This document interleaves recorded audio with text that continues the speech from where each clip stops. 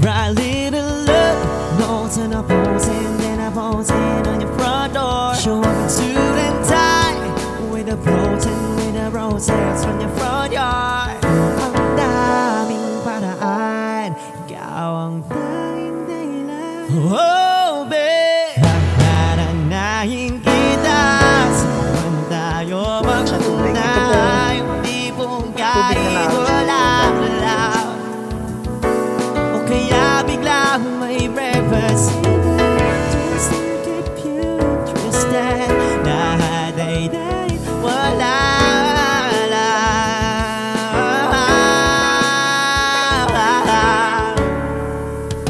Bright little love, notes and a posing, then a posing on your front door. Show up in suit and tie, with a protein, with a roses from your front yard. Kung ano po yung frontage dito, provincial highway na to, yun din po yung frontage sa dagat. Oh, babe, nananahin kita, saan tayo magpunta?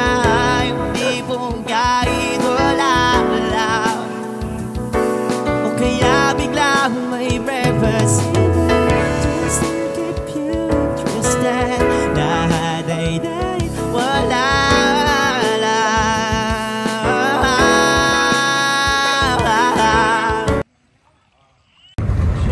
Hello mga kapamlat, ayan, nandito po tayo ngayon sa San Francisco, Quezon. Going po tayo dun sa bagong subdivided beach lot. Ayan. Ganda. Ganda niya, no? Hello mga kapamlat, ayan, nandito po tayo ngayon sa San Francisco, Quezon, kung saan, ayan mga kapamlat, meron po tayong subdivided beach lot dito na pinuntahan, so tinitripping. So ang good thing, ayan, may mga pebbles po ang buhangin nandito. Malapad po yung shoreline, tapos okay naman po yung buhangin. Ayan, makikita nyo po, mga pebbles po yan, tapos yung buhangin po pino naman. Ayan, ayan po yung buhangin. Ayan. So, yan mga ka-farmlat, 2,000 square meter ang bawat cut dito. Naghahalaga po ng 2.8 million. Ang kagandahan, kaya medyo may presyo to, dahil malapad po yung frontage niya. 30 meters po ang beach frontage, at ganoon din po yung frontage niya sa provincial highway. So, ang kagandahan nito, tabing provincial highway, so hindi nyo na kailangan ng right of way kasi tabing provincial highway at tabing dagat. Ayan. Yan, malapad po yung shoreline niya. Yan, maganda yung view, may rock formation po. Ayan, at sunset view po yan mga ka-farmlat. Ayan. Ayan, ang kagandahan dito mga ka-farmlat. May source na tubig. Ito pong tubig na naagos dito, galing po yan sa bundok, bukal. Bukal po yan, no? Dito na rin po kayo nainom. Ayan, naiinom daw po yan. Ayan. So, parang ang ganda lagyan ng altar nito. Mga rock formation dito. Ayan. Ayan, maganda din tong slot na to mga ka-farm lot. Itong part na to. Kasi yan may puno po sa tabing baybay. So, malilom. Maganda po. Buhanginan yan. May sunset view. Ayan po yung sunset view dito. May punong malilom. Masarap maglagay dito ng duyan. Ayan, may view tayo ng rock formation view. Ayan, ayan. May tanim din po sa likod. Ayan, saging. May niyog. Ayan, sa materialis po ng buko, ay ng kubo. Ayan, may mga kawayan pong makukunan. Ayan po yung mga saging. So, yan po yung papaya. So, ang good thing dito sa location na ito mga ka-farmlat, malilibang po kayo, pwede kayo magtanim-tanim ng gulay. Tamang-tamang retirement beach farm po ito. Ayan, may mga bulaklak din po na, itong mga ganda to. Herbal po itong bulaklak na to. Ayan. So, may frontage po ito doon sa tabing highway. Ano po? So, ito po, harap ay tabing highway. farm lot, tapos beach lot po yung nandito. Ayan na po yung sunset. Ayan. So sunset view po dito. Ayan, ang ganda. Ayan. Ayan, low tide po ngayon. Pero pag high tide po, hanggang doon ang tubig. Ayan. So ibig sabihin, dito sa pwesto natin, pag high tide, hampos tao na. Ayan, medyo malalim na dito pag high tide. Ayan. Pero pag low tide po, ayan. Ito yung itsura pag low tide dito. Ayan. Pwede kayong mangisda dyan. Magbungkal-bungkal ng mga bato. May mga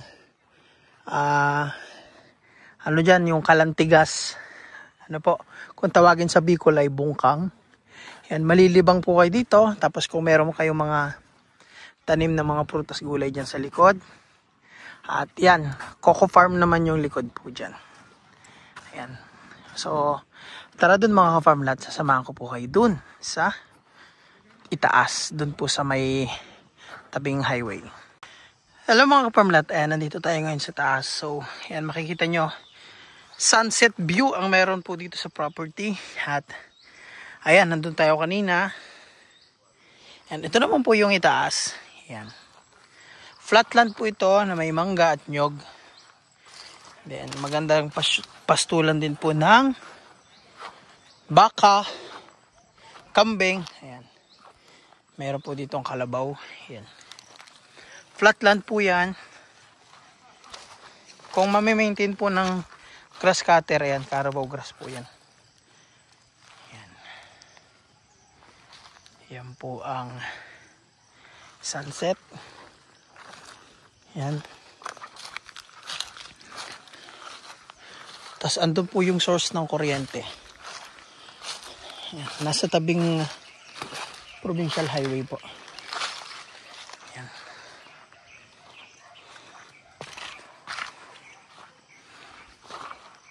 Ayan, maganda po pagkatiri ng lupa dito. At pag nandito ka po mismo sa property mga ka-farm lot ng for sale, overlooking po yan. Ayan, makikita nyo. Lalo pag nalinis po yan. So maganda po yung property. Bukod sa mayroon ka ng frontage sa tabing dagat, may overlooking place ka pa and tabing provincial highway pa. Ayan. So yung nyug po hindi ganun kataas, hindi rin naman mababa. Katamtaman lang po yung taas ng mga nyug dito. Ayan. Flatland po dito. At ayun po. Yung mga sasakyan na yun, nandyan po yung provincial highway. Andyan din po yung linya ng kuryente. So, estimated na distance nung provincial highway hanggang dun sa end ng beach. Yan. Nasa 100 meters po. Yan. So, napakaganda kasi provincial highway, flatland property, tapos may pababa dyan, dagat na po. Ayan, pag galing po tayo sa provincial highway, so ito yung bubungad po sa atin. So flatland yung lalakaran natin, Carabao grass at puno ng tanim na nyog. And then mga 100 meters from provincial highway, then maglalakad tayo papunta po dito sa baba. So sa baba, flatland po yung taas, tapos hilly pababa ng konti, tapos flatland ulit sa baba. So yan po yung terrain ng lupa, kaya overlooking po tayo sa taas, flatland, puno ng tanim, and sa baba flatland area na eto na po yung beach. So pwede pong lagyan ng cottage yung flatland area dito, pwede rin magtanim-tanim, kaya napakagandang retirement farm po nito kasi overlooking na. May produkto pa yung property kasi marami pong tanim na nyog, malinis po siya, Carabao grass po yun. Bukod doon may source ng tubig, may source ng kuryente, tsaka ayan, makikita nyo po may mga tanim-tanim po dyan. Ayan, napakagandang retirement. Pwede po kayo mag livestock din, mag-alaga ng kambing, manok. Ayan, napakagandang retirement kasi pag low tide po, may mga part po siyang mababato, pwede po kayong mangisda doon. Pag low tide, magbubungkal po kayo ng bato, may mga nagtatago po diyang isda o alimango. or yung mga crab po dyan. Ano po, sunset view. Napakaganda rin po ng ambience dito sa property. Ano? Kaya isa rin po itong magandang property na naman. For 2.8 million, may 2,000 square meter ka na. As is po yun lang yung gastos nyo kasi seller na po bahala mag-transfer. Ano po, 6 slot lang po yan. 6 na lote lang. No, paunahan po. Maganda tong portion na to, itong part na to. Ayan. I-avail nyo na to mga ka-farm lot. No, ang ganda po dyan. Safe po sa bata ang paliguan po yan kasi hindi po siya biglang lalim. Ayan. Yan po yung view. Ito po yung makikita nyo pag nandito na po kayo. Sa buhangin naman, white brown po yan. Tsaka buhangin siya. Then may mga yung bato-bato na pebbles po. Ayan po yung sunset view natin. And mostly ng dagat dito, kalmada po siya. Kalma lang yung dagat. And ayan, babalik tayo sa taas, papunta po sa Provincial Highway para matanaw nyo rin. Ano po? Ayan. At eto na nga mga farm lot, nasa taas na naman tayo. Ayan, papunta na po tayo sa kalsada. Bali yan mga farm lot. Papunta na tayo ngayon sa Provincial Highway. Ayan.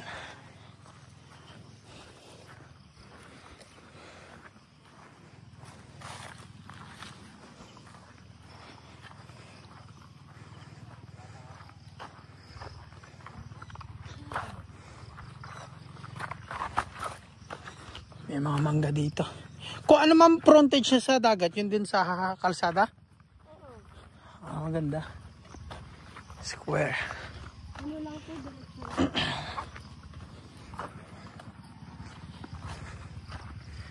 Yan. Bali mga ka-farm lot, yung developer po dito. Yan sila, Ma'am Cora. Sige po. Sila rin po yung nag-develop ng Vlog 184 natin. Yan. So, project din nila to. So, 2,000 square meter naman bawat cut dito. Dahil tabing provincial highway po ito. Rough road pa lang. Pero provincial highway po yan. Papunta po itong Mulanay. Ito naman po papuntang San Andres. So, yung sasakyan naman po na yun na Raptor. Yan naman po yung may-ari ng mga backhoe doon. Mga equipment. Doon po sa Vlog 184 natin sa harvestment. So, possible sila rin po yung mag-improve dito.